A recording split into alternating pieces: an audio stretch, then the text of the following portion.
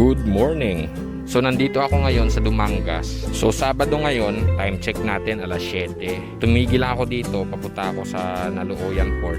Kasi sa araw na to ay pupunta tayo ng Cebu at gagawin natin ang matagal nating pinaplanong Cebu Loop. So kanina pa ako bumabiyahe, doon ako galing sa Iloilo. So ngayon ay pupunta tayo sa port at tatawid ng Negros. Doon tayo dadaan hanggang sa marating na natin yung Cebu. Of course, ang baon lang natin ngayon ay etong XSR 155. Tsaka mga kasama natin sa ride. Ayan. Wala tayong kasama. So solo ride tayo ulit kagaya ng nakasanayan. So ang goal ko ngayong araw ay marating yung Cebu mamayang gabi.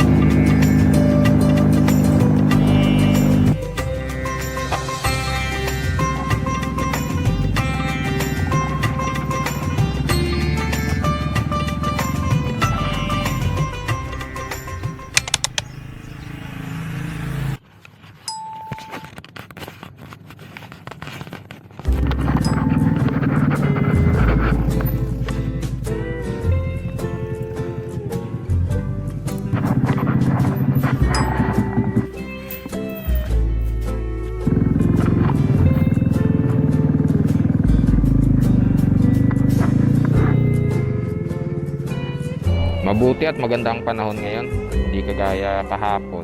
Sobrang napaka-tindi ng ulan.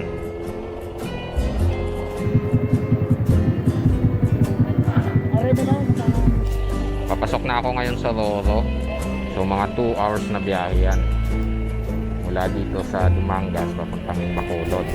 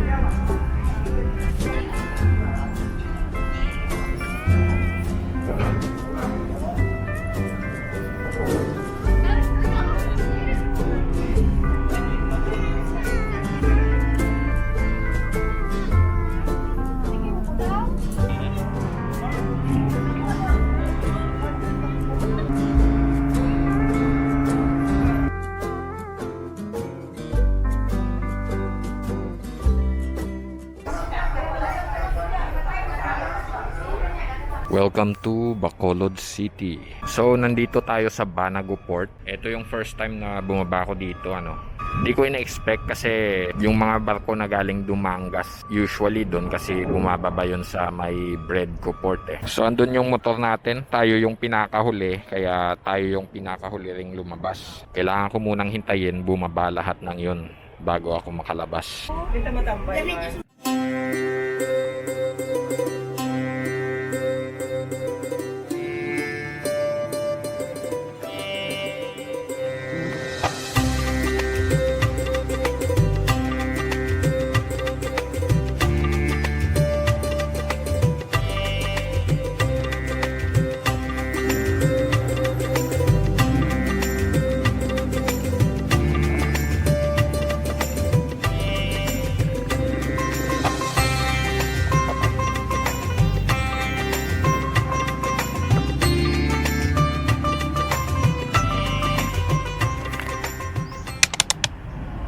Alright, so welcome to Bacolod City. So time check natin 10:23. Mga lampas alas 10 tayo nakarating dito sa Bacolod. So dadaan lang tayo dito sa Bacolod City ngayon kasi didiretso na ako papunta ng San Carlos City. Doon ako sasakay sa barko ulit para marating yung isla ng Cebu.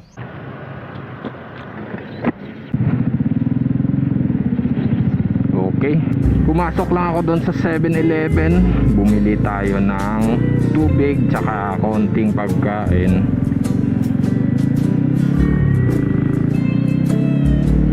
Pero ayokong tumigil ng matagal kasi kailangan na nating dumiretso papunta ng San Carlos City. As of this time, pagtungtong natin ng Negros ay wala na tayo ngayon sa Region 6 kasi simula kahapon ay naging separate region na itong Negros. So this is actually day 2 ng NIR o tinatawag na Negros Island Region. So maswerte tayo at maganda yung panahon ngayon. Di kagaya nung kahapon tsaka nung mga nakaraang araw. Napakatindi ng ulan doon sa Iloilo. Diretso lang tayo. Sige, diretso lang tayo hanggang sa makaliko tayo doon sa may Alihis. So pa talaga ako sa likod ng truck na yun. Alright, Alihis Road. Nakaharap na tayo ngayon papunta sa kabilang dulo ng isla. Didiretsuhin ko lang ang daanan na to hanggang sa marating ko ang bayan ng Murcia.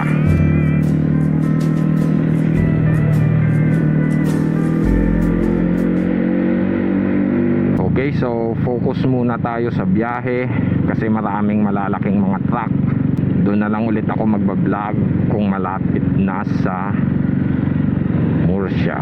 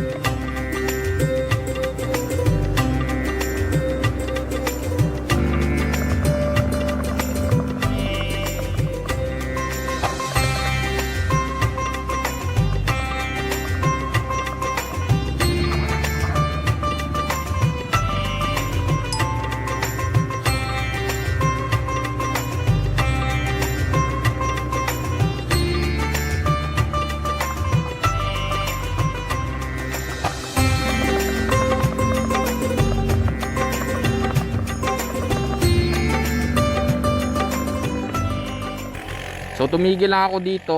Papunta na ako ngayon ng Don Salvador. Dito sa daanan sa Murcia. Kita doon yung Mount Mandalagan. Tsaka dyan banda yung Mount Canlaon. So ayan yung status niya ngayon. Natatabunan ng ulap kasi yung tuktok niya. Kaya hindi ko alam kung kamusta yung status nun ngayon. Pero parang okay naman.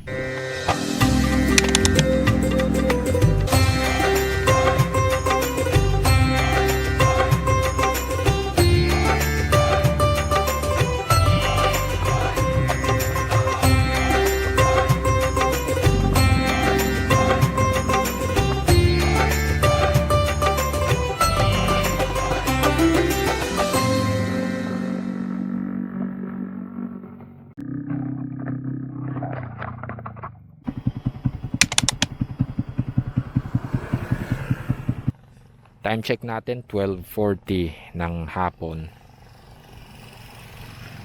Narating ko na din itong San Carlos City sa kabilang bahagi ng Negros Island. So mga 2 oras din mahigit yung biyahe natin mula doon sa Bacolod City. Na-enjoy natin yung nanghusto yung mga twisties doon sa Don Salvador. So tutungo na lang ako ngayon doon sa sentro ng lungsod at maghahanap kung saan pwede kumain.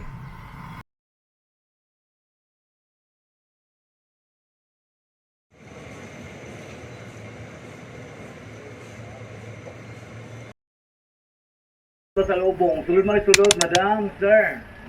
Sulod mo diri sulod. Dari mo sa sulod, ako ay bakang diri sa sulod. Okay, nakakuha na tayo ng ticket. Ang susunod na alis ng barko ay 10:30 ng hapon. Balikan natin yung motor. Dito tayo nakaparking. Sulod pa,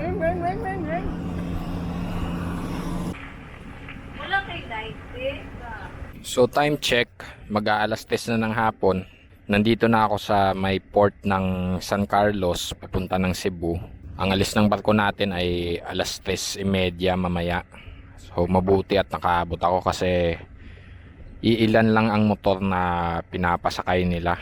Yun, mula dito kitang kita na yung dagat at saka yung mga kabundukan ng Cebu. So pagsakay natin ng barko mamaya, mga 2 oras na biyahe bago marating yung Cebu. Tsaka 2 oras ulit sa motor bago marating yung Cebu City. So yung goal ko ngayon, dapat mamayang gabi ay makarating na ako ng Cebu City at makahanap ng matutulugan doon. So mag-iintay na lang muna ako dito. Update na lang ako mamaya.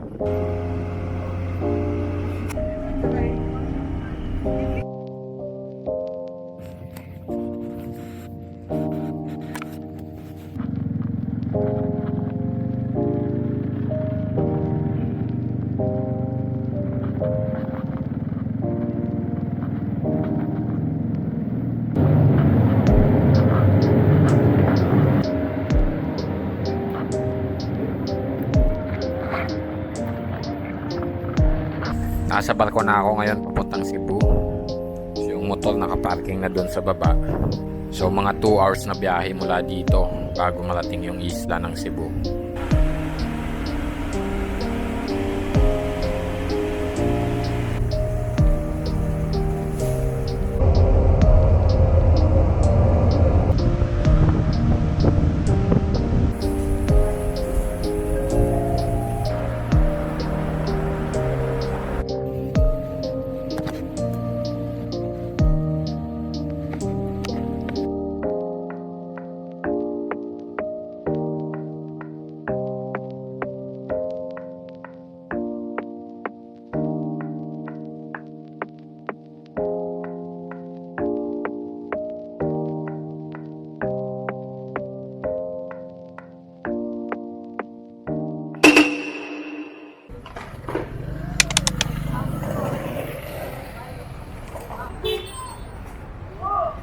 Alas 5 na ng hapon at nakarating na tayo sa wakas dito sa Toledo.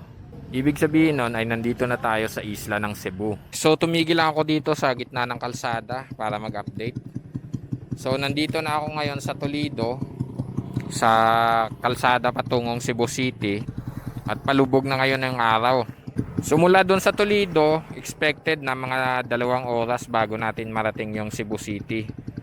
So malamang makakarating tayo doon na dilim na. Pagdating doon ay maghahanap na lang ako ng matutulugan para makapagpahinga na ako. Alright, so balik na tayo sa motor. Diretso na tayo papuntang Cebu City.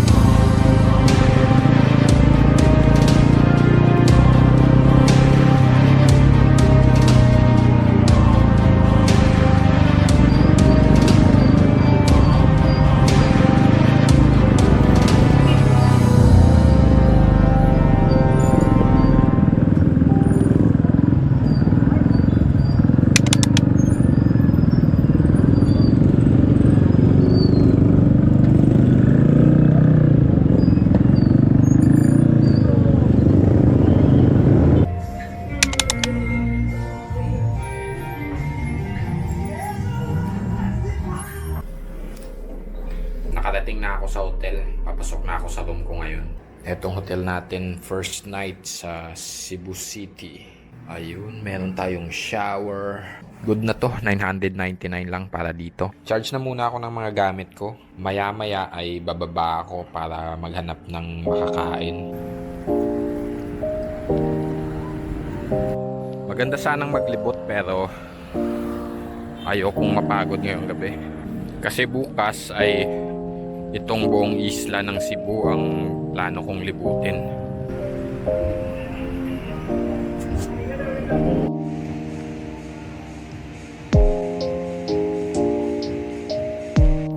Lakad-lakad lang ako dito sa labas ng hotel. Naganap ako ng makakainan.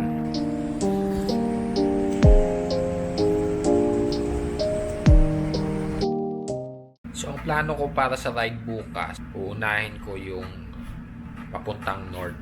So mula dito sa Cebu City, tuloy-tuloy na yun hanggang sa pinaka taas na parte ng Cebu, Maya Port, papuntang Malapascua. Pagkatapos nun, bababa ako papunta ulit ng Toledo. Yung goal ko bukas, maaga pa ako, tapos uunahin ko yung CC-Lex patawid ng Mactan, tapos lilibutin ko rin yung Mactan, tawid ng tulay papuntang Mandaue. Mula Mandaue ay pupunta ako sa north, pupunta sa Maya. So hopefully by lunchtime ay makarating na ako ng Maya. Doon ako kakain ng tanghalian. Pagkatapos nun, stop lang tayo ng konti at bababa ulit ako papunta ng Toledo. So, mula dun sa Maya ay dadaan ako sa eastern part na ng Cebu. So, ngayon, pahinga na lang ako kasi maaga pa ako bukas.